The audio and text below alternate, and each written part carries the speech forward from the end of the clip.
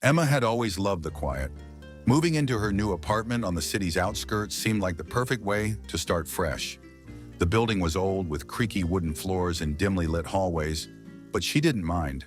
It was home, or so she thought. Her first week passed uneventfully.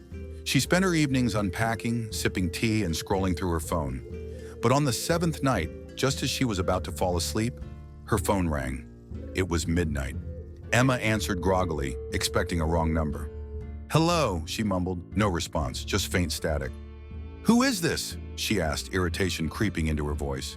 The call disconnected. Over the next few nights, the calls continued. Midnight, every night. The numbers were always different, and the caller never spoke, just the same static. Emma blocked each number, but the calls persisted. One night, the static broke. A low, distorted voice whispered, "You shouldn't have moved here." Emma sat upright in bed, her heart pounding. "Who is this?" she demanded, but the line went dead. The next night, the voice grew bolder. "You forgot about the attic, didn't you?" it hissed. Emma froze. There was an attic in her apartment. She had noticed the trap door on move-in day, but hadn't given it a second thought.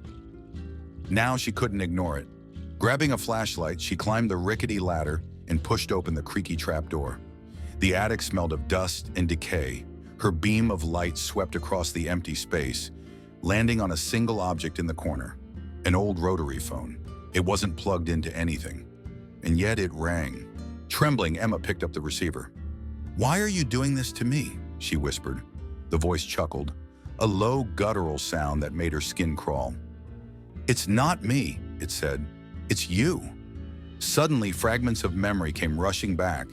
The screams from her old apartment, the strange tenant who lived above her.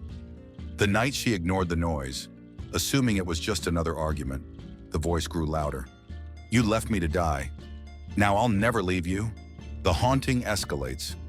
Emma fled the attic, leaving the phone behind. But the calls didn't stop. Her smartphone continued to ring every night at midnight. The voice revealed more of her guilt, tormenting her with the memory of the life she could have saved. One night, the phone didn't ring. Relieved, Emma thought it was over. She even managed to fall asleep early, until she glanced in her mirror. The figure stepped closer, and Emma turned only to find nothing behind her. But when she looked back at the mirror, the figure was still there, holding the phone to its ear. The phone in Emma's hand began to buzz. Her screen read, "Incoming call." With trembling fingers, she answered. "Hello?" The voice whispered one last time. "You can't run. I'm already here."